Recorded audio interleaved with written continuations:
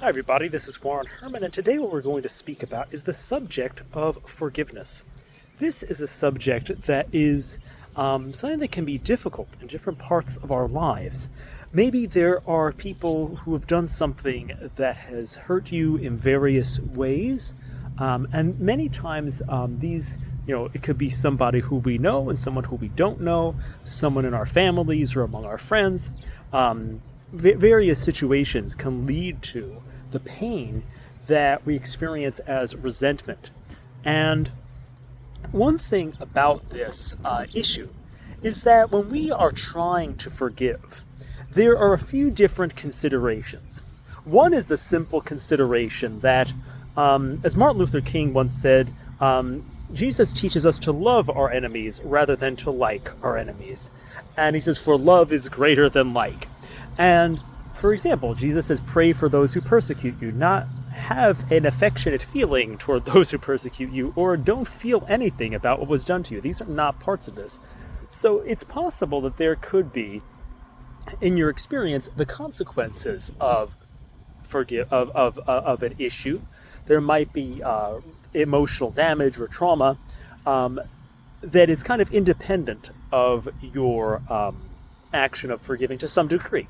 So for example, forgiving somebody with your will help your emotions. They're not completely independent, but the thing is, it doesn't mean that there won't be any feelings about this event at all because of this. So that's one piece of this. The other thing to keep in mind is that I really believe that one of the reasons why we don't forgive, and one of the reasons why, or why we experience this kind of, we might have feelings of continuing resentment, or feelings of, kind of replaying an experience in our minds, is because to some degree we don't understand how forgiveness meets our needs. And because we don't know how our needs are met by God, and by forgiving people in accordance with his commands, the mind then needs to find another way of meeting our needs. And that could be, in a crude sense, through vengeance, or things like that. It could be, there could be it needs to find this answer, okay, I need to get closure from a person, or I need to have, it has all these different things that have to come up. I need to get closure from a person. I need to make my point. I need to so on and so forth. And it keeps bringing back, or it looks at the different wrongs. Looking at what we've lost in a situation, looking at time we've lost, or connections to people that we've lost. There's all these different ways in which the mind says, I can't get these things back, and there's a way in which this kind of perspective leads resentment to occur, and a way in which the perspective I'm going to share today in this video can help you make a step forward in being able to forgive. Because once you understand that forgiveness is a direct path to meeting your needs, your mind won't keep going around on this treadmill. A lot of times, and this happens in the treatment of addictions as well, a lot of times we try to resist an impulse, for example, rather than understanding why the impulse is coming up. Because, for example, in a classic example of drinking, the therapist, or I think he's a psychiatrist, Lance Dodds, proposes a very important theory about drinking. And he says a lot of times people aren't drinking because they are having this kind of uncontrollable urge, which they are, but but that's not the whole story of the uncontrollable urge. The urge comes about when the person doesn't see a way to directly meet their needs. So, for example, the person is at home, or let's say the person is at work. The person's at work, and the boss says, the boss is giving them all this work to do and yelling at them, and they can't yell at their boss back. They can't directly get a better job. They feel stuck. So what they do is they then all of a sudden start, once they say, after I'm going to go out and get drunk later. That's a way of compensating for the fact that they can't directly confront their boss. It's there's no way to directly meet one's needs, so the person falls into that. Or let's say the person let's say somebody, they can't find a relationship, so they eat a ton of ice cream, and they keep thinking about this ice cream. And once they're like, yeah, nobody, loves me, I'm going to eat this ice cream. So it's not so much about the ice cream. It's not necessarily an addiction to the ice cream, which there could be some chemical effects of alcohol, ice cream, and all different substances. That could be a kind of a physiological addiction. But the thrust of what Lance Stodes was saying was that what drives us is this sense that we can't get our needs met. The sense that we can't get our needs met through a direct means. And what this video is about is showing how you can directly get your needs met through forgiveness. And that's a big shift in this. And there's just a few different parts to this. And by the end of this video, forgiveness, I think, will make more sense. And I think because it'll make more sense, it will be easier to do. And it will change the way you feel about it. If you kind of think about if you're thinking about a situation that you've been trying to forgive, I think this video will help you do it because it'll give you more perspective on it so that you can understand forgiveness as this kind of multifaceted, direct option. It'll help you do it. So let's just kind of go through a few different things that'll help forgiveness make sense to you. And by the end of this, I'll be able to tie it all together. So I gotta suggest a few things. Number one, I'm gonna begin with this story that was told by a Protestant pastor. And he was talking on the radio, and he was saying that when he first converted to belief in Jesus, and he was writing letters to all of his family members about this newfound belief in Jesus Christ. And when he was writing these letters, he all of a sudden remembered his father. And he remembered that his biological father had abandoned him early in his life. And all of a sudden, he began to fly into a rage and started telling God, like, he doesn't deserve for me to find him. He doesn't deserve for me to go and forgive him.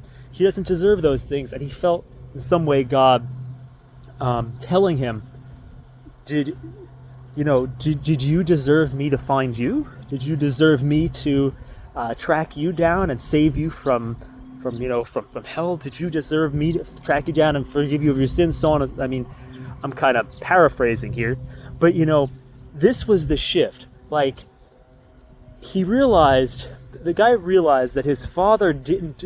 And we're gonna say in a sense, his father didn't deserve his forgiveness, because the father abandoned him. Like, he didn't say, oh yeah, he earned that forgiveness.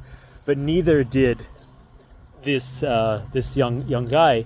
Neither did he deserve the forgiveness of God. And when he realized that, he went and he tracked down his father, and was able to make some type of connection there, and at least extend that type of forgiveness to him in some way. And so that's how I begin this this talk here, because when we realize a few things, it may be true that another person does not deserve our forgiveness in some ways. But the thing is that neither do we deserve the forgiveness of God in an ultimate way. We don't deserve, and we're going to see a few different ways here. So, first of all, realize something. You don't deserve to exist. How can you, who don't exist, merit existence? Like, you don't have like a thing like, oh, like, I deserve the, here's the dog, they get some noise there. Like, how do we don't deserve to exist. We don't have a thing of like, oh, like, I deserve to exist in the world. It just doesn't happen. It's not real. We don't deserve, we can't merit our existence. We can't merit to see, like even walking around on a somewhat chilly spring day, you can't merit seeing the world. You can't merit having a life. Like, that's nothing, that's huge. You can't merit having an opportunity to experience the universe. That's like beyond imagining. So you can't merit having consciousness. I mean, that's like a gift beyond imagination. We can't merit that. In the same way, we don't merit all the ways we've been provided for. Like there's all different things, whether it's, circumstances, finances, whatever it is. Some of these things we might more or less earn some elements of them.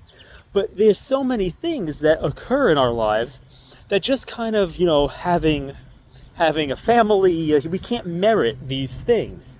We can't merit our health. We can't merit, our food. There's so many factors and experiences and people and relationships that we have been provided for in various ways. And that is true, even if it's like, okay, we are being provided, if we are able to see this video, if we're able to be alive at this moment, we are in a way being provided for by all kinds of various factors that are ultimately rooted in the action of God, its providence. So we can't merit our creation, as I said the first, and we can't merit providence.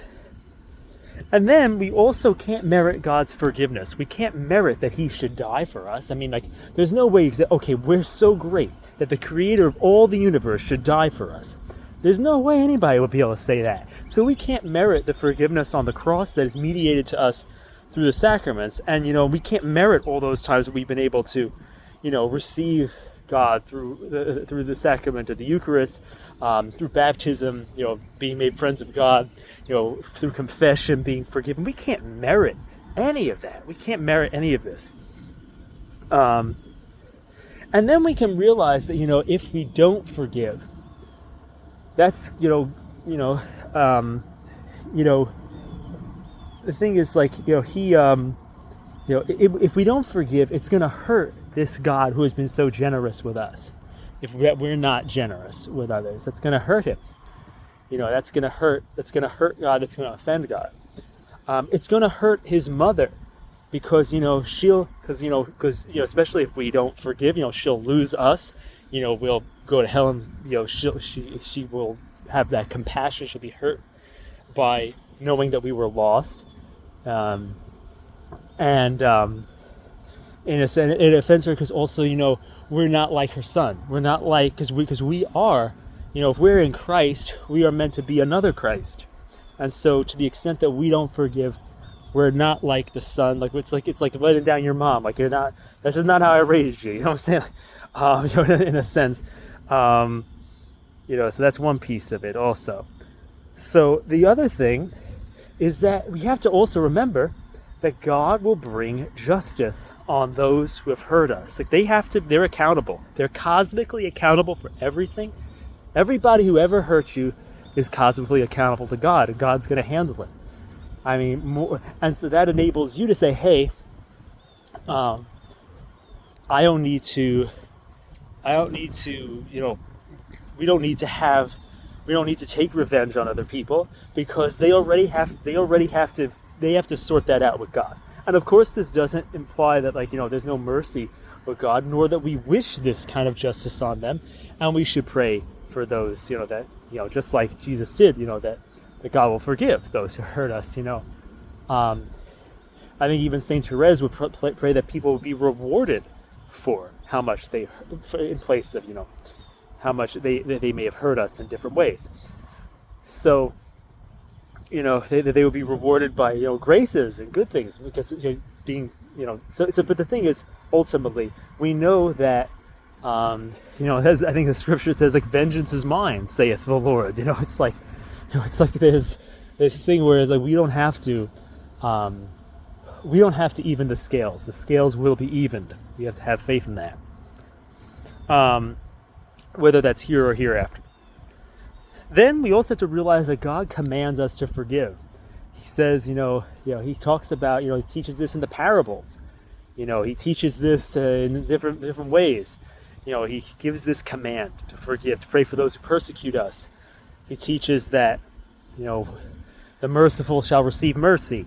He teaches this in various ways. These kind of things. Another thing we have to keep intellectually in mind is that the people who hurt us, just like Christ says, they know not what they do. On one level or another, the people either, in that specific instance or ultimately in their generalized lifestyle, if they knew better, they would do better. And so, they must not know really what's going on or what it's all about if they're doing that kind of thing. And so we have to kind of keep that in mind as best we can in the situation. that it must have, must have seemed like a good idea at the time, whatever they did. And they must have not been thinking clearly, or must have been justifying themselves in some way, because people don't naturally do something that's, harmful to themselves and others, in various ways. Another thing is that remembering that ultimately you're going to be compensated, there's lots of ways in which you can be compensated for what we lost. So if you choose being close to God, it's going to more than compensate for what you lost in those relationships, those hurts, those pains.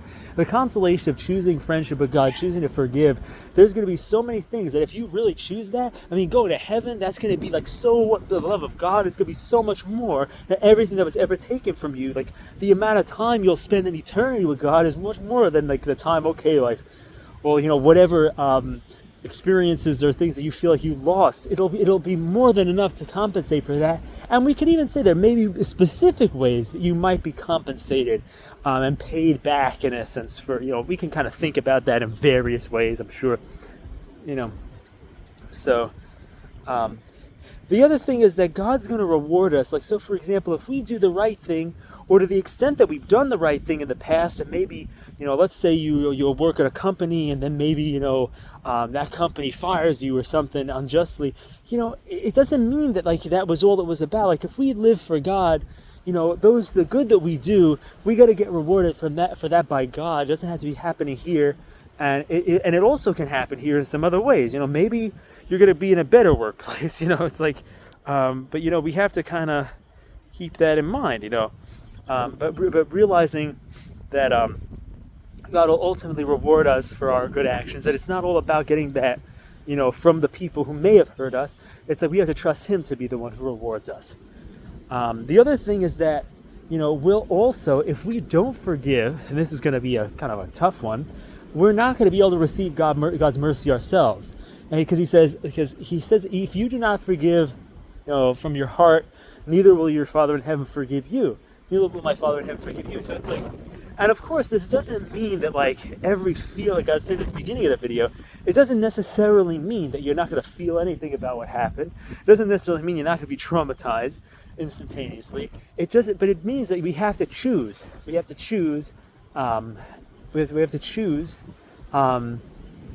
with our will to forgive. And I believe that these principles will help that make more sense to the will, so it's not as much of a fruitless battle where you're like trying to forgive, but it makes no sense for you to choose it. Because the thing is, once you see that God can like pay you back, once you see that God can, that it's going to benefit you to forgive, once you can see that the thing is like that God has done so much for you, and that you don't deserve stuff, and so and maybe it helps in this way too. And this sounds kind of bad, but there can be a sense in which we can realize that like there's a sense, I think, that's not harsh, in which other people don't deserve our forgiveness. I mean, it's not like a mean, like, oh, they don't deserve, but because no one deserves anything in a sense. Like nobody like merits something. I mean, maybe in some ways, but the thing is, it doesn't necessarily mean that like, if other people come and let's just say like somebody does, let's say someone steals your car, and they give you the car back and then pay you for the amount of, damages, emotional and financial, from you not being able to get to work and being scared of people robbing you. Okay, maybe they kind of deserve forgiveness in some way, but maybe they don't. So does that person deserve to be forgiven? In a sense, no. Like, so there's a sense in which no, it's not like a deserving kind of thing. But the thing is that, there's that generosity there, can be helpful once we realize we don't deserve God's mercy, so we extend that generosity to other people. That's really, I think, an important part of this thing here. And so that's the big thing here. And so I think that, obviously I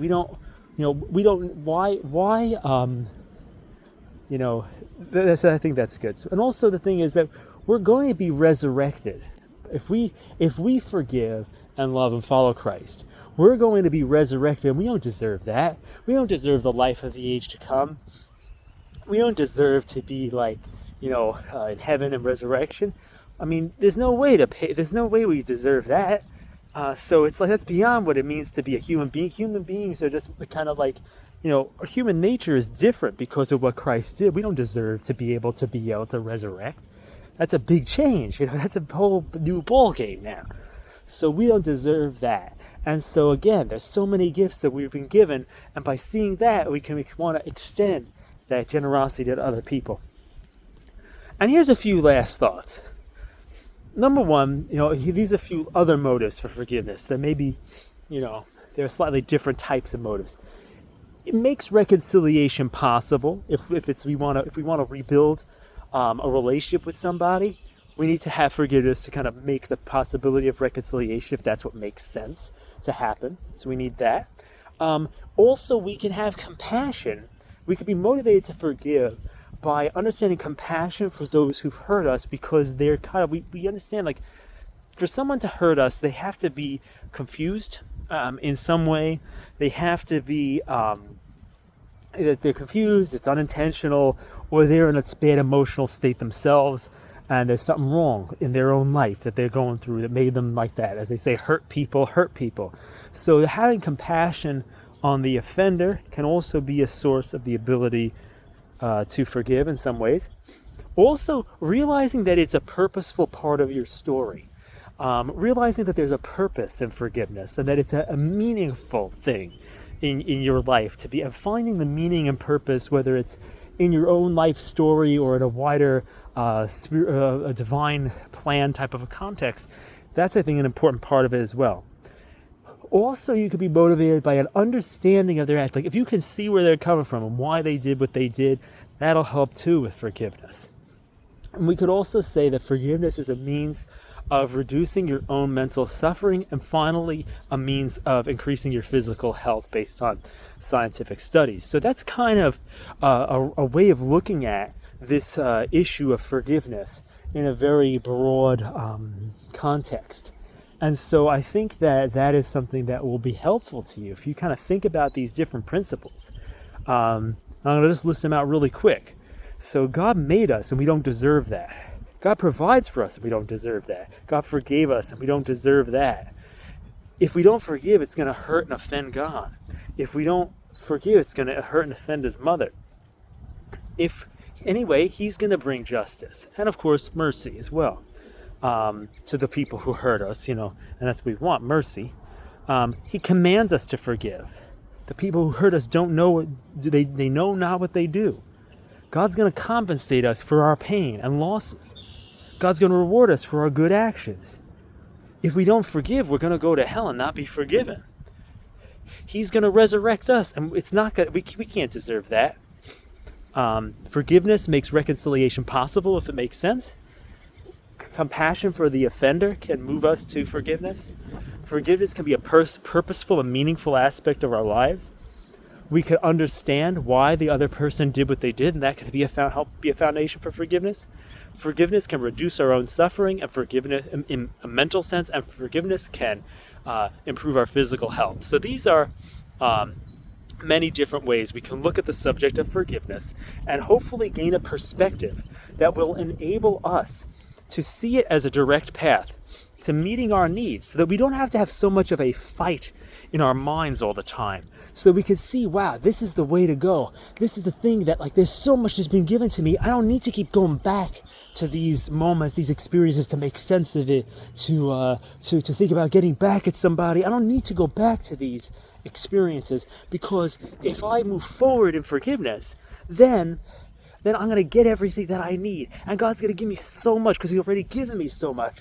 And it makes sense. And this is getting our mind around it, so that we don't have to have like this, so we don't have to have this bizarre battle of the will. Okay, I'm not going to get mad. I'm not going to get mad. And then we fail, because we don't see.